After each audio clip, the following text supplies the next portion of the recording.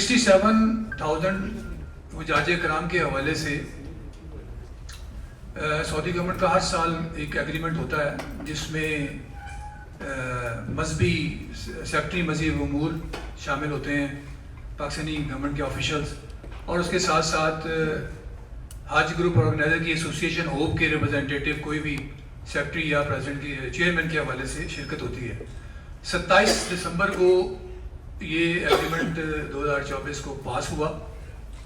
اور اس کے بعد ایک ڈیڈ لائن دی گئی 14 فروری کے حوالے سے کہ 14 فروری تک جتنے بھی حجاج کرام ہیں ان کی پیمنٹس وہ سعودی اکاؤنٹ میں ٹرانسفر کی جائیں گی۔ اور یہ بات گزشتہ کئی سالوں سے بڑا سموتھلی چیزیں چل رہی تھی، لیکن اس سال چونکہ اس طرح کے معاملات ہوئے ہیں کہ جس میں نہ تو مذہبی امور کی کوئی کہیں قیادت نظر آئی ہے، نہ ہی کہیں جو ایسوسیشن ہے حج گروپ آرگنائزر کی ان کی کوئی آپس میں کوارڈینیشن نظر آئی ہے، اور موجودہ نتیجہ آپ سب تمام ساتھی دیکھ سکتے ہیں کہ پاکستان کے تمام عوام جو ہیں 67,000 کے قریب وہ حج کی اپروول کا ویٹ کر رہے ہیں۔ اب 27 دسمبر جیسے ہی گزرا، اس کے بعد اس سے پہلے چونکہ پاکستان کا ٹوٹل کوٹا ہے 1,79,210، 50% کوٹا جو ہے وہ گورنمنٹ کے ذمے میں اس دفعہ آیا 2025 کے حج کے حوالے سے، اور 50% جو کوٹا ہے وہ پرائیویٹ سیکٹر کو الاٹ کیا گیا۔ اب گورنمنٹ نے کچھ پالیسی اس طرح کی اسٹریٹجی پلان کی کہ جو ان کا 89,000 کا جو کوٹا تھا وہ انہوں نے بکنگ پہلے سٹارٹ کر لی، اور پرائیویٹ ٹور آپریٹرز کو تھوڑا سا ٹائم بعد میں دیا گیا، یعنی کہ کوارڈینیشن کا اتنا فقدان رہا کہ گورنمنٹ نے پہلے اپنے حاجی بک کیے، حالانکہ گزشتہ کئی سالوں سے یہ چیزیں چلتی آ رہی ہیں کہ جب بھی بکنگ سٹارٹ ہوتی ہے تو وہ اکٹھے سٹارٹ ہوتی ہے، چاہے وہ پرائیویٹ سیکٹر ہو چاہے وہ گورنمنٹ سیکٹر ہو۔ اس دفعہ گورنمنٹ نے چونکہ پچھلے 2-3 سالوں سے گورنمنٹ کی بکنگ پوری نہیں ہو رہی تھی، انہوں نے اپنی اسٹریٹجی پلان کی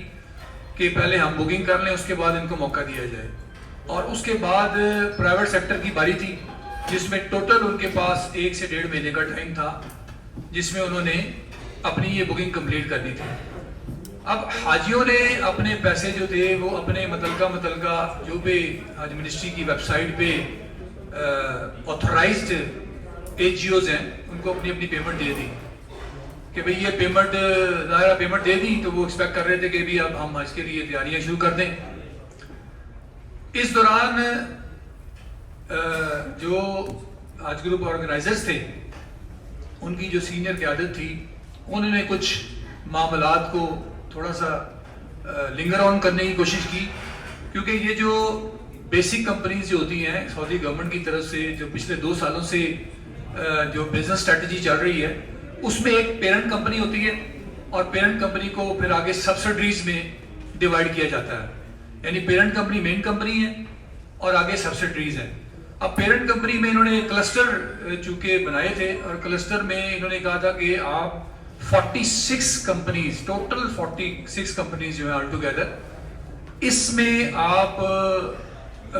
کنورٹ کر دیں، اور صرف 46 کمپنیاں جو ہیں وہ 2,000 کا کلسٹر ہوگا، اور اس کو کیلکولیٹ کیا جائے گا، صرف انہی کو جو ہیں وہ ریکگنیشن لیٹر ایشو ہوں گے۔ لیکن چونکہ عہدیداران جو تھے HGOs کی ایسوسیشن کے ہوپ کے،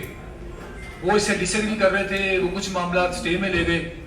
اور یہ معاملات جو ہے تھوڑا سا تاخیر کا شکار ہوتے گئے،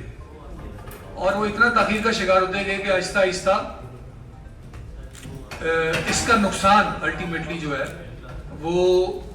67,000 جو حاجی تھے ان پہ پڑنا شروع ہو گیا۔ اور اس دوران جب گورنمنٹ کے ہائی آفیشلز کو پتہ چلا، پرائم منسٹر صاحب کو پتہ چلا اس بات کے بعد، تب تک دیر ہو چکی تھی، کیونکہ سعودی گورنمنٹ کی جو پیمنٹس کا معاملہ ہے وہ بھی اس کا ایک تھریش ہولڈ ہے۔ پرائیویٹ سیکٹر جو ہے وہ ایک سرٹن اماؤنٹ کر سکتا ہے، اور گورنمنٹ جو ہے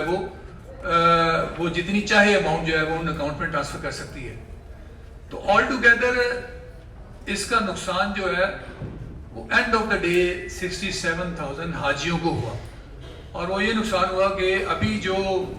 اناؤنس کر چکی ہوئی ہے حج منسٹری مذہبی امور جو اناؤنس کر چکی ہوئی ہے, اس میں صرف 23,000 قریب کے حاجی ہیں جو پرائیویٹ سیکٹر کے, وہ لوگ جا سکیں گے. اور باقی کے جو حاجی ہیں وہ اس سال صرف اسی انتظار میں ہیں کہ وہ حج کے فریضے کو انجام کر سکیں. ہم یہ پہلے بڑے صبر سے ان چیزوں کو دیکھتے رہے, اس کا بغور مطالعہ کرتے رہے کہ کہاں کہاں سے یہ چیزیں جو ہیں غلطیاں جو ہیں وہ آ رہی ہیں. وہ ہم نے اس کا بغور مطالعہ کیا. اس کے بعد ہم نے یہ چیز سوچا مناسب ٹائم ہے کہ اس وقت پریس کانفرنس کی جائے اور لوگوں کو بھی مطلب کیا جائے کہ جو قصوروار ہیں اس میں ہمارے نزدیک سب سے زیادہ جو قصوروار ہیں وہ حج منسٹری ہے, ان کے ہائی آفیشلز ہیں جو اس ساری سچویشن کو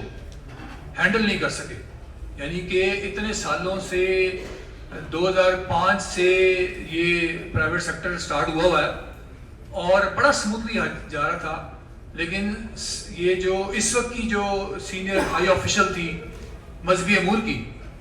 وہ ان معاملات کو ہینڈل نہیں کر سکی. انہوں نے بلکہ کوئی ایسا میکنزم نہیں دے سکی جس کے تحت ایچ جی ایس کو ساتھ کوارڈینیشن ہو سکتی, ان کو ایک پیج پہ لایا جا سکتا, ان کو کسی بات پہ کنونس کیا جا سکتا. یعنی کہ یہ آپس میں ایک سمجھ لیں کہ پہلے تو رسا کشی ہوتی رہی.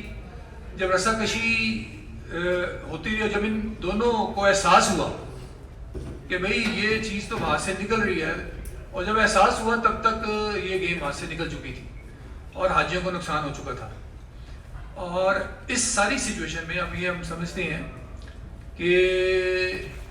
اس معاملے کو ہینڈل کرنا یا تو گورنمنٹ G2G جو ظاہر ہے گورنمنٹ ہائی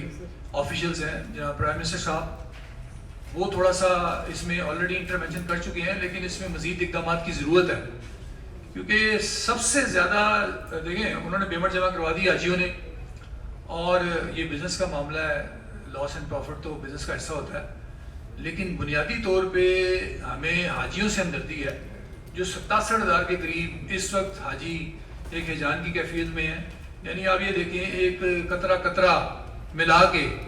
حاجیوں نے پیسے جمع کیے ہوتے ہیں. خاص طور پہ ہمارے جو وہ لوگ جو رورل ایریا سے بلانگ کرتے ہیں وہ تو کئی سال اپنے حج کے لیے پیسے اکٹھے کرتے ہیں, اور یہ لائف ہے, زندگی ہے. حج کچھ ساتھی ہمارے ساتھ حج کے اس دفعہ ہوں گے, اگلے سال نہیں ہوں گے. تو یہ بڑی ایک تشویشناک صورتحال ہے کہ جس میں جو کردار چاہیے تھا حج منسٹری کا, ہائی آفیشلز کا, وہ اپنا کردار نہیں ادا کر سکے, اور ابھی بھی وہ بہانے تلاش کر رہے ہیں کہ ہم اس کا ملبہ جو ہے حج ایسوسی ایشن پہ ڈالا جائے,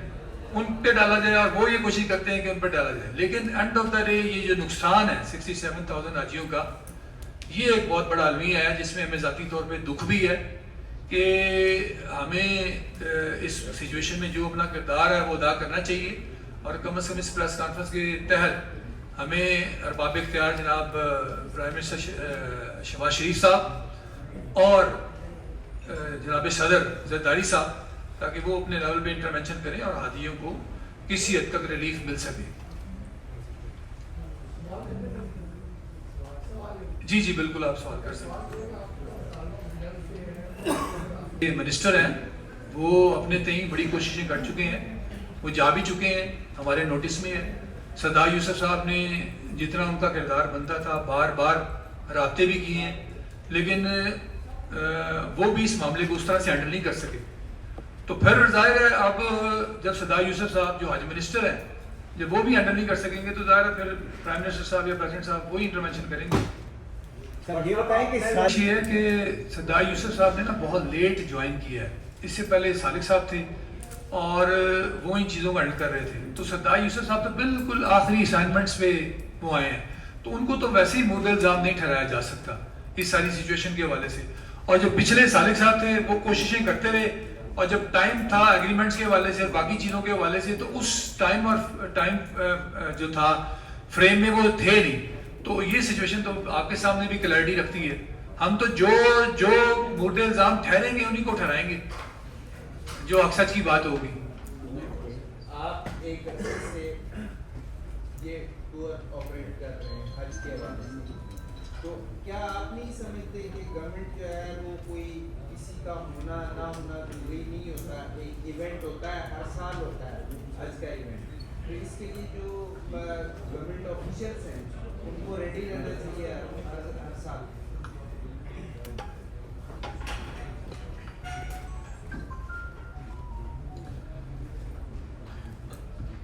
یہی تو ہمارا بنیادی سوال تھا کہ ایک پوری منسٹری بنی ہوئی ہے، تو اس منسٹری میں ہر افسر کی ایک ذمہ داری ہوتی ہے کہ وہ سسٹم کو شروع سے ٹیکل کرے. یہی تو ان کی سستی ہے جو کہ اس سسٹم میں رہتے ہوئے پوری منسٹری ہے، اور حج کو وہ آرگنائز نہیں کر سکتے اور حجاج رہ جاتے ہیں. تو یہ بہت بڑی غفلت ہے میرے خیال میں، یہ انہی آفیسرس کی جو ہے غفلت کا نتیجہ ہے، کیونکہ وہ ڈے ون سے منسٹری کے ساتھ جڑے ہوئے ہیں، اور یہ ہر سال یہی اسی سسٹم کو، حج کے سسٹم کو آرگنائز کر رہے ہیں. ایکسٹینشن ضرور کرتی رہی، لیکن اس سال تو انہوں نے بالکل جو ڈیڈ لائن تھی اس سے ایک دن کا بھی اضافہ نہیں کیا، جس کی وجہ سے تھوڑا سا لینینس پوائنٹ آف ویو تھا ایچ جی اوز کے حوالے سے بھی، اور ہم بھی اس کو یہی دیکھتے رہے کہ بھئی شاید کوئی ڈیڈ لائن میں کوئی اضافہ ہو، کیونکہ ماضی میں اتنے سالوں میں ہمیشہ سے اضافہ ہوتا رہا ہے، کبھی بھی ایسا نہیں ہوا کہ ایکسٹینشن نہ ملی ہو اس ساری سچویشن میں.